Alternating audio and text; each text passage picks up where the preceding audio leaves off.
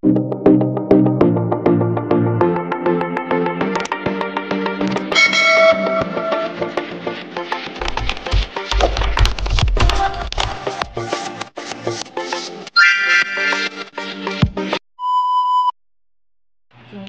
ka ba at nararamdaman mo na ang hirap papasukin ng pera sa inyo? Ang hirap papasukin ng swerte sa inyo? Yung tipong nararamdaman ninyo na para bang ang hirap swertihin at lagi kayong nauubusan. Yung tipong lagi kayong namumroblema. Hello mga guys, kumusta kayo? Panibagong araw, panibagong video na naman tayo. And sa araw na ito ay isa na namang video ang aking ituturo sa inyo na simpleng gabay o simpleng pamamaraan na makakatulong sa atin. At bago ang lahat, gusto ko lang mag-disclaimer sa mga taong hindi naniniwala at hindi gusto ang mga kagaya nitong video. Please skip this video and maghanap kayo ng videos na gustong gusto nyo dahil ang video na ito ay para lamang ito sa mga taong naniniwala and gusto mag-try. Sa lahat po ng mga nagko-comment dito sa aking video, dito sa loob ng aking channel, mag-ingat sa lahat ng mga nagre-reply sa inyo na dinadala kayo sa kanilang WhatsApp, Nemo app upang makaiwas po tayo sa scam. Ngayon po, ituturo ko sa inyo paano tayo laging swertihin o paano tayo swertihin na kung kayo ay nararamdaman ninyo na para bang ginigipit or nagigipit kayo palagi. Ito ay isa sa aking ituturo sa inyo ngayon na simple ko lamang itong ginagawa para sa akin dahil minsan ay nararanasan ko rin na magipit at ito ang mga pamamaraan ko kung paano ako swertihin muli. So, napakasimple lamang nito pero tested and proven ko na ito. So, dito is kailangan mo lamang dito maghanda ng isang basong tubig. At kailangan mo lang din dito maghanda ng isang kutsarang asin. Ang asin kasi is tinatanggal nito ang malas sa ating sarili, sa ating buhay, sa ating pamamahay. So, isa din ito nagdadala sa atin ng swerte. So, yun lamang ang dapat nating ihanda and kailangan na kapag gagawa ka nito, kailangan na buo ang inyong loob, kailangan na naniniwala ka at nagtiwala ka sa inyong dapat na gawin na isipin mo na swertihin ka na kapag ito ay inyong ginawa. So, ayun, kapag ready na, pwede mo na itong simulan. So, ang gagawin mo lamang dito, syempre, maglagay ka ng isang basong tubig. Maglagay ka ng isang basong tubig at lagyan mo ito ng isang kutsarang asin.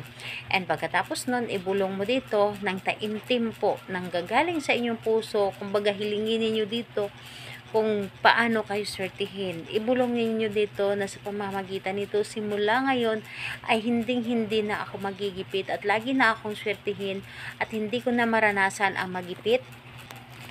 Ako ay magkakabayad ng aking mga pinagkakautangan at siksik, liglig at umaapaw na biyaya ang darating sa akin. Aagos ito na parang tubig ang biyaya na darating sa akin. So, sabihin ninyo dito lahat-lahat kung gaano ninyo kagusto na swertihin kayo. Gaano ninyo kagusto na lagi na kayo magkakapera at hindi na kayo mauubusan.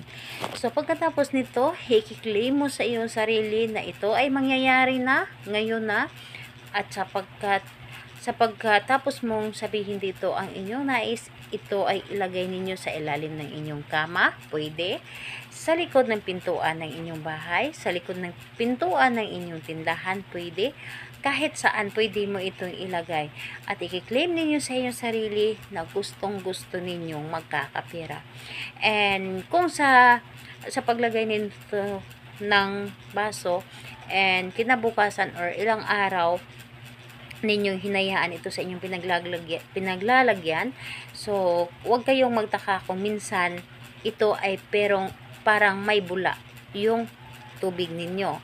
Ibig sabihin nun, yung mga negative energy niya or mga negative energy ng loob ng inyong pamamahay ay hinihigop niya. At huwag kayong magtaka din na minsan ito ay yung tubig natin ay parang nababawasan, yun din ay humihigop din yan ng mga negatibo. So, hayaan nyo lang and para bang naramdaman nyo rin na yung baso, yung asin ay parang lumalabas. So makikita nyo yan, yung resulta. Kapag ganon, yung energy na sa loob ng inyong bahay ay hinihigop. Pero kung walang nangyaring ganon, ibig sabihin nun, positive ang nasa loob ng inyong pamamahay.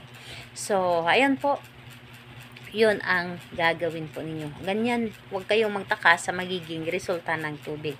Dahil normal po yan na kapag may mga bad energy, hinihigop po.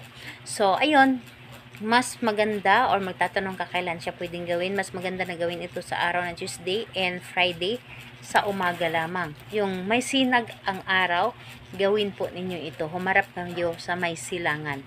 So, from 6 to 9 a.m. pwede kayong gumawa ng ritual na ito or pampaswerteng ito. So, ayun po. Salamat po sa inyo. Bye-bye everyone. God bless us all.